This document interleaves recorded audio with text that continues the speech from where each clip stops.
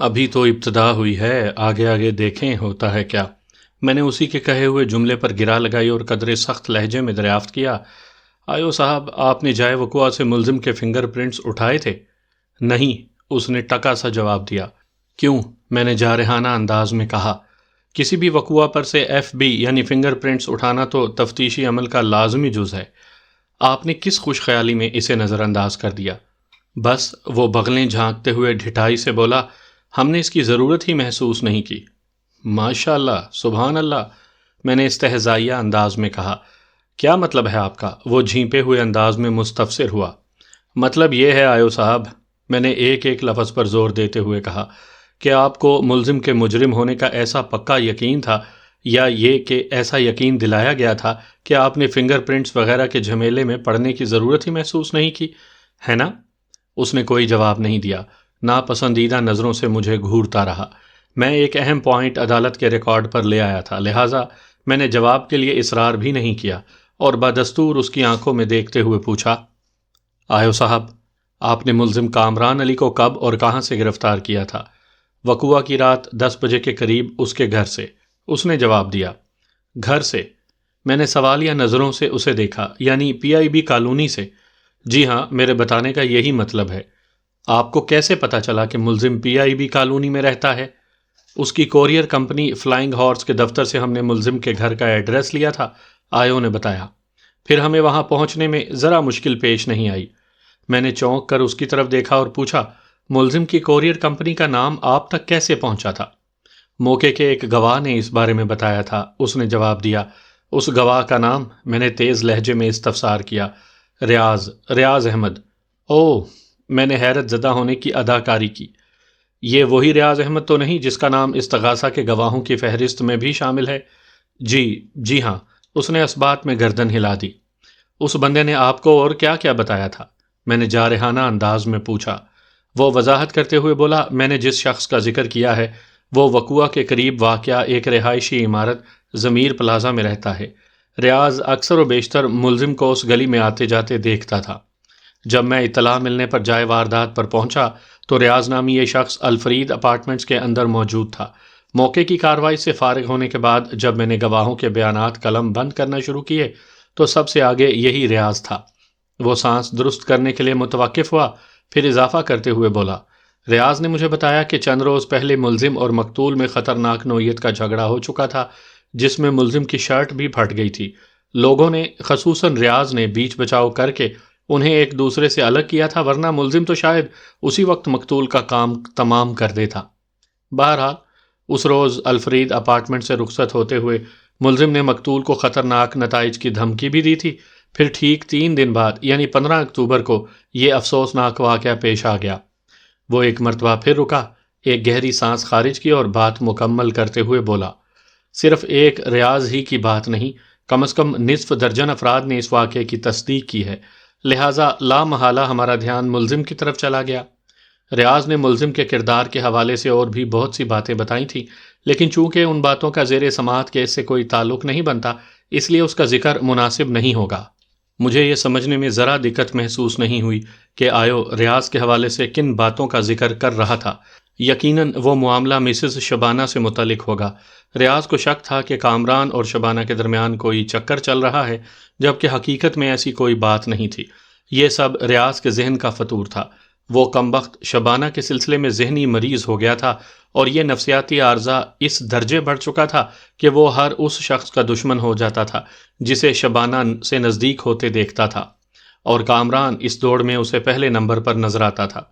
میں نے تفتیشی افسر کو زیادہ کریدنے کی کوشش نہیں کی کہ وہ کیا باتیں ہیں جن پر وہ مصلحتاً پردہ ڈالے رکھنا چاہتا تھا۔ میں اگر ضرورت محسوس کرتا تو یہ تمام تر سوالات براہ راست ریاض سے کر سکتا تھا۔ وہ استغاثہ کا گواہ تھا اور جلد یا بدیر اسے وٹنس باکس میں آ کر تو کھڑے ہونا ہی تھا۔ میں ایک مرتبہ پھر انکوائری آفیسر کی جانب متوجہ ہو گیا۔ آیو صاحب، جائے وقوع پر موجود لوگوں کے بیانات، خصوصاً ریاض کے بیان سے آپ کو واضح طور پر یہ اشارہ ملا کہ چوکیدار ایوب کا قتل فلائنگ ہارس نامی کوریئر کمپنی کے ایک نمائندے کامران علی نے کیا ہے، لہٰذا آپ نے سوچا کہ فنگر پرنٹس والے بکھیڑے پر مٹی ڈالو اور آپ فوراً کوریئر کمپنی کے دفتر پہنچ گئے۔ میں نے چند لمحات کا وقفہ کر کے ایک بوجھل سانس خارج کی اور اپنی جرح کو آگے بڑھاتے ہوئے کہا، کمپنی کے دفتر سے آپ کو ملزم کے گھر کا پتہ مل گیا اور آپ آنن فانن PIB کالونی جا پہنچے اور لگ بھگ رات 10 بجے آپ نے ملزم کامران علی کو اس کے گھر سے گرفتار کر لیا۔ میں کچھ غلط تو نہیں کہہ رہا؟ آپ بالکل درست فرما رہے ہیں، وہ تائیدی انداز میں بولا۔ واقعات اسی ترتیب سے پیش آئے تھے۔ شبر صاحب، میں نے اس کی آنکھوں میں جھانکتے ہوئے قدرے تلخ لہجے میں استفسار کیا، گرفتاری کے فوراً بعد کیا آپ نے ملزم کے ہاتھوں کا پیرافن ٹیسٹ کروایا تھا؟ یہ کیا ہوتا ہے جناب؟ وہ حیرت بھری نظروں سے مجھے دیکھنے لگا۔ میں نے پیرافن ٹیسٹ کی تفصیلات میں جاتے ہوئے اسے سمجھایا کہ اس ٹیسٹ کی مدد سے ملزم کے ہاتھوں پر بارود کے ذرات کو تلاش کیا جا سکتا ہے۔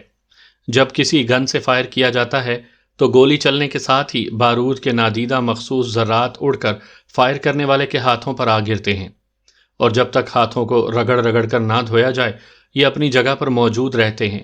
جب ہاتھوں کا پیرافن ٹیسٹ کیا جاتا ہے تو مذکورہ ذرات نمایاں ہو کر اپنی موجودگی کا اظہار کر دیتے ہیں، جس سے یہ بات ثابت ہو جاتی ہے کہ اس شخص نے کسی گن سے فائر کیا تھا۔ پوری تفصیل سننے کے بعد آیو نے کہا، اچھا آپ اس ٹیسٹ کی بات کر رہے ہیں؟ نہیں جناب، ہم نے یہ ٹیسٹ نہیں کروایا تھا۔ شبر علی کی جگہ اگر کوئی کایاں اور عیار انکوائری آفیسر ہوتا تو ایسا جواب ہرگز نہیں دیتا۔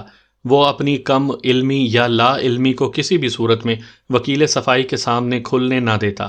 میرے اندازے کے مطابق اس کا جواب کچھ اس نوعیت کا ہوتا، وقوع کو پیش آئے 5-6 گھنٹے سے زیادہ کا وقت گزر گیا تھا اور اس دوران میں ملزم نے اچھی طرح نہا دھو کر لباس بھی تبدیل کر لیا تھا، لہٰذا اس ٹیسٹ کی ضرورت محسوس نہ کرتے ہوئے ہم نے ایسا نہیں کیا کیونکہ اس کا کوئی فائدہ نہ ہوتا۔ جبکہ آیو شبر علی نے جو جواب دیا تھا اس سے ظاہر ہوتا تھا کہ وہ پیرافن ٹیسٹ کی کیمسٹری اور فزیالوجی سے قطعی ناواقف ہے۔ میں نے جج کی جانب روئے سخن موڑتے ہوئے کندھے اچکائے اور سادگی سے کہا، جناب اعلیٰ، استغاثہ کی نظر میں یہ کیس اتنا سیدھا اور سادہ ہے کہ فنگر پرنٹس اٹھانے کی کوشش کی گئی، نہ ہی پیرافن ٹیسٹ کو ضروری سمجھا گیا، اور آلہ قتل کے تو دور دور تک آثار ہی نظر نہیں آتے۔ میں نے لمحاتی توقف کر کے ایک اطمینان بھری سانس لی اور حتمی لہجے میں کہا، مجھے اور کچھ نہیں پوچھنا جناب اعلیٰ۔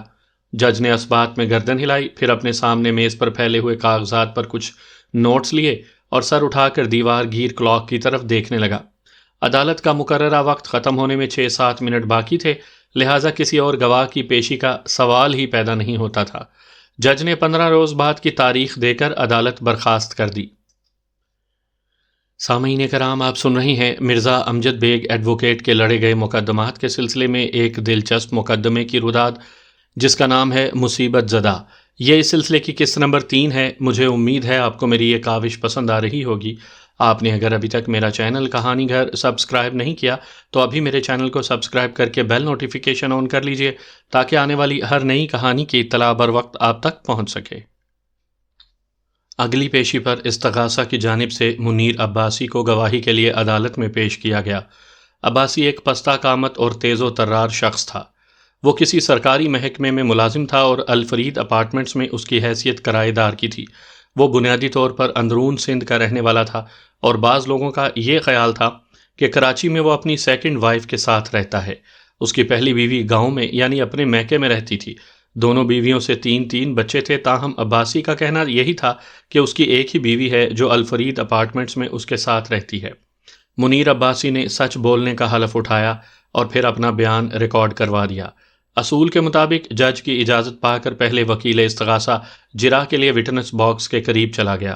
وہ 15-20 منٹ تک گھما پھرا کر گواہ سے مختلف سوالات کرتا رہا، جس کا لب لباب یہ تھا کہ بلڈنگ کا چوکیدار مقتول ایوب ایک سمجھدار اور اصول پسند لالا تھا۔ وہ کسی کے ساتھ زیادتی کرتا تھا اور نہ ہی بدتمیزی۔ آؤٹ سائڈرز اور وزٹرز کے ساتھ وہ نہایت ہی نرمی اور خوش اخلاقی سے پیش آتا تھا۔ مطلب یہ کہ اگر وقوع سے 2-3 روز پہلے مقتول اور ملزم میں کوئی جھگڑا وغیرہ ہوا تھا تو اس میں سراسر قصوروار ملزم ہی تھا۔ ملزم کے کردار کے حوالے سے بعض تیکھے سوالات کے جواب میں عباسی نے غیر تسلی بخش جوابات دیے۔ ریاض کی طرح عباسی کو بھی ملزم کا مسز شبانہ کے فلیٹ میں داخل ہونا اچھا نہیں لگتا تھا۔ میرے سروے میں ایک حقیقت یہ بھی سامنے آئی تھی کہ عباسی بھی مسز شبانہ پر نظر رکھتا تھا۔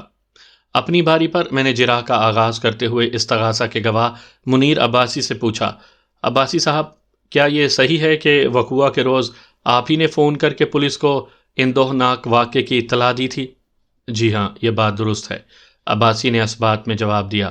یہ تو میرا فرض تھا جناب، بلڈنگ میں اتنا بڑا واقعہ ہو گیا تھا اور صدر صاحب بھی موجود نہیں تھے۔ مجھے جیسے ہی پتہ چلا میں نے فوراً فون کر کے متعلقہ تھانے میں اس واقعے کی اطلاع کر دی۔ میں یہ جاننا چاہوں گا عباسی صاحب، میں نے جرح کے سلسلے کو آگے بڑھاتے ہوئے کہا، آپ کو یہ کیسے پتہ چلا کہ چوکیدار کا قتل ہو گیا ہے؟ مجھے پڑوسی کے بچے نے بتایا تھا، وہ جواب میں بولا۔ میرے فلیٹ کے سامنے والے فلیٹ یعنی A203 میں ایک ہندو فیملی رہتی ہے، ان کا ایک 8 سالہ بیٹا بھوش ہے۔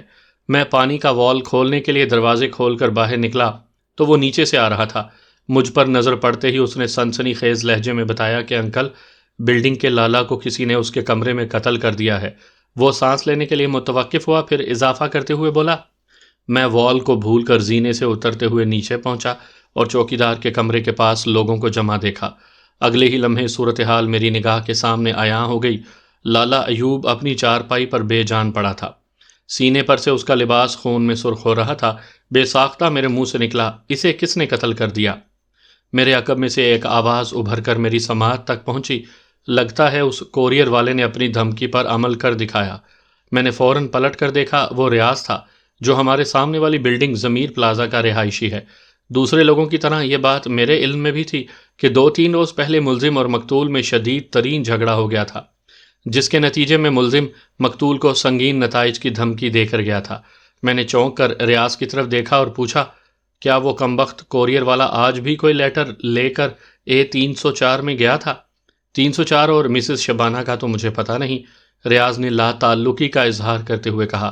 ہاں البتہ تھوڑی دیر پہلے میں نے اس بندے کو الفرید میں داخل ہوتے دیکھا تھا۔ آپ کو اچھی طرح یاد ہے، یہ بات ریاض احمد ہی نے کہی تھی؟ میں نے منیر عباسی کی آنکھوں میں دیکھتے ہوئے پوچھا۔ ریاض کے حوالے سے یہی بات انکوائری آفیسر نے بھی کہی تھی۔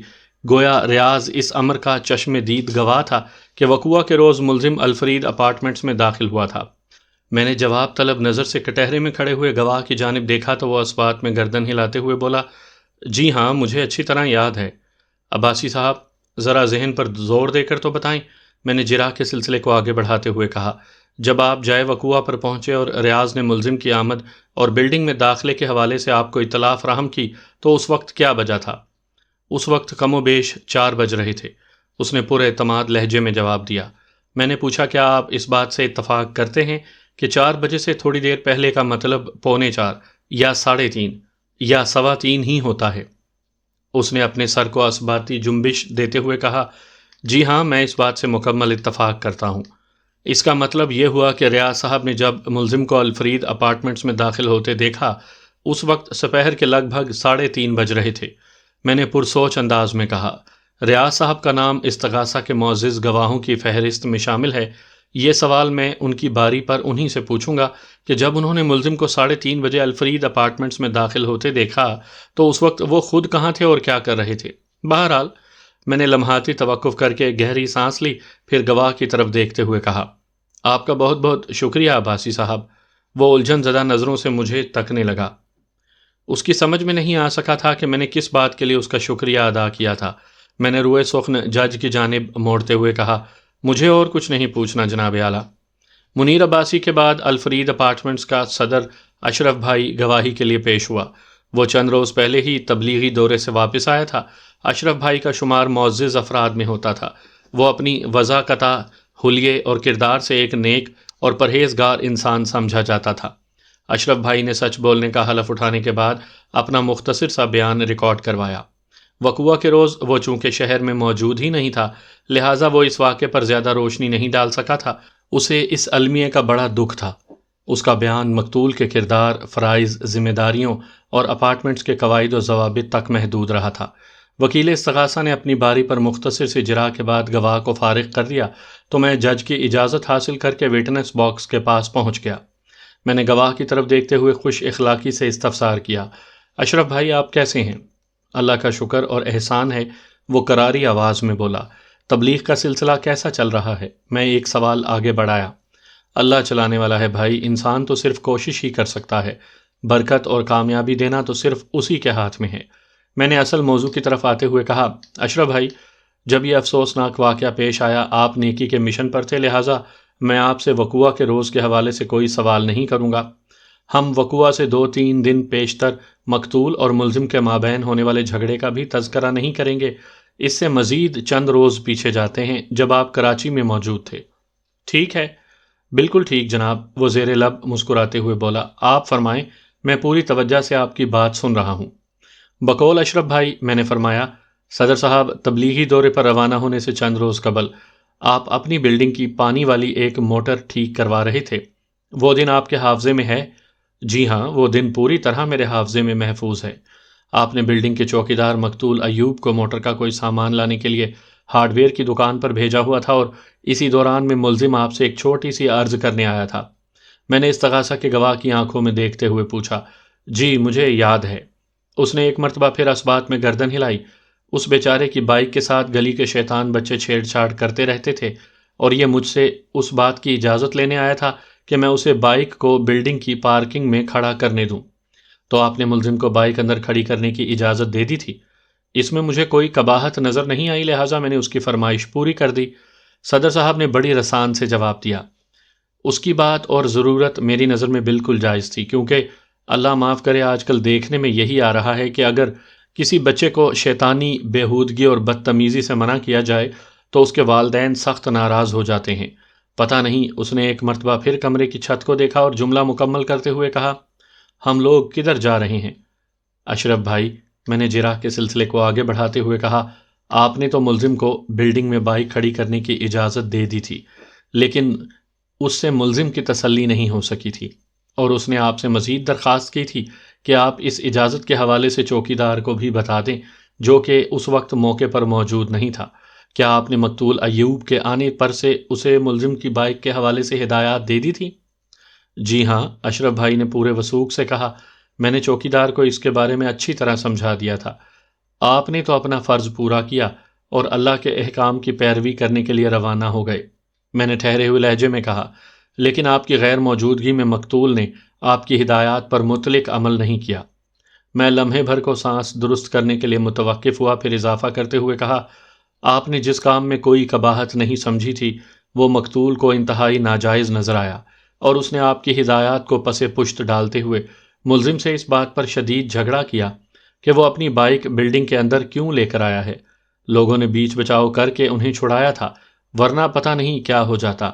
یہ 12 اکتوبر کا واقعہ ہے، اور 15 اکتوبر کو چوکیدار ایوب کا قتل ہو جاتا ہے۔ جی، مجھے لوگوں نے 12 اکتوبر والے جھگڑے کے بارے میں بھی بتایا تھا، اشرف بھائی نے تائیدی انداز میں کہا، اور مجھے یہ سن کر حیرت کے ساتھ ساتھ افسوس بھی ہوا تھا کہ ایوب نے میری ہدایت کے خلاف کیوں عمل کیا۔ اس سے پہلے ایسا کبھی نہیں ہوا تھا۔ یہ ایک نہایت ہی اہم نکتہ ہے اشرف بھائی، میں نے ایک ایک لفظ پر زور دیتے ہوئے کہا۔ اگر ایوب کی موت واقعہ نہ ہوئی ہوتی تو آپ آج اس سے اپنے سامنے کھڑا کر کے پوچھ سکتے تھے کہ اس نے آپ کی حکم عدولی کیوں کی، وہ کس کی باتوں میں آ گیا تھا، کس کی شے پر اس نے ملزم کے ساتھ لڑائی جھگڑا کیا۔ مگر میں نے ڈرامائی انداز میں توقف کیا، پھر اضافہ کرتے ہوئے کہا، مگر چوکیدار ایوب کو زندہ کرنا ممکن نہیں، اس لیے یہ تمام تر سوالات میں کسی اور سے پوچھوں گا جب وہ گواہی دینے کٹہرے تک پہنچے گا۔ پھر میں نے جج کی طرف رخ پھیرتے ہوئے حتمی لہجے میں کہا، دیٹس آل یور آنر۔ اس کے بعد عدالت کا وقت ختم ہو گیا۔ آئندہ پیشی پر استغاثہ کی جانب سے 2 گواہ پیش ہوئے، ان دونوں کا تعلق اسی گلی سے تھا جہاں یہ قتل کی واردات ہوئی تھی۔ ایک کا نام نعمت اللہ تھا، وہ پیشے کے اعتبار سے بڑھئی تھا، اور دوسرا کباب بیچنے والا سہیل احمد تھا۔ ان دونوں کے بیانات میں ایسی کوئی خاص بات نہیں تھی، لہٰذا سرسری سے جائزے کے بعد میں آگے بڑھتا ہوں۔ مذکورہ دونوں گواہ اس واقعے کے عینی شاہد تھے جب 12 اکتوبر کو مقتول اور ملزم کے مابین ایک زبردست قسم کا جھگڑا ہوا تھا۔ وہ انہیں چھڑانے میں بھی پیش رہے تھے، اور جب ملزم کامران علی پھٹی ہوئی شرٹ کے ساتھ وہاں سے رخصت ہو رہا تھا تو انہوں نے اسے خطرناک انداز میں یہ کہتے ہوئے بھی سنا تھا، میں تمہیں دیکھ لوں گا۔ میں نے ایک بات خاص طور پر محسوس کی کہ استغاثہ کی عمارت کی بنیاد صرف اسی نقطے پر استادہ تھی کہ وقوع سے 2-3 دن پہلے یعنی 12 اکتوبر کو ملزم نے بڑے کھلے الفاظ میں مقتول کو خطرناک نتائج کی دھمکی دی تھی۔ بہرحال اس طرح تو ہوتا ہے اس طرح کے کاموں میں۔ جج نے اس روز 15 دن بعد کی تاریخ دے کر عدالت برخاست کرنے کا اعلان کر دیا۔ The court is adjourned. آئندہ پیشی سے پہلے ملزم کا والد ریٹائرڈ ہیڈ ماسٹر معظم علی مجھ سے ملنے میرے دفتر آیا۔ اس دوران بھی ہماری 2-3 ملاقاتیں ہو چکی تھیں اور وہ میری کارکردگی سے پوری طرح مطمئن تھا۔ میں نے مختلف نوعیت کی مفید معلومات حاصل کرنے میں اس سے مدد بھی لی تھی، خصوصاً ملزم کی مصروفیات کے حوالے سے بڑے اہم نکات حاصل ہوئے تھے جن کی بنیاد پر میں کیس کا پانسا پلٹ سکتا تھا۔ اسی لیے میں بڑا پرسکون تھا اور استغاثہ کے گواہوں کے ساتھ دل لگی کے انداز میں جرا کر رہا تھا۔ رسمی الیکس لیک کے بعد معظم علی نے مجھ سے کہا، بیگ صاحب، آپ دھیرے دھیرے کیس کو اس کے منطقی انجام تک لے آئے ہیں۔ مجھے لگ رہا ہے 1-2 پیشیوں میں اس کا فیصلہ ہو جائے گا۔ آپ کا کیا خیال ہے؟ میں آپ کے خیال سے اتفاق کرتا ہوں معظم صاحب، میں نے پروسوخ انداز میں کہا۔ انشاءاللہ آئندہ پیشی پر دودھ کا دودھ اور پانی کا پانی ہو جائے گا۔ اس کیس سے متعلق ہم تھوڑی دیر تک گفتگو کرتے رہے، پھر وہ مجھے دعائیں دیتے ہوئے رخصت ہو گیا۔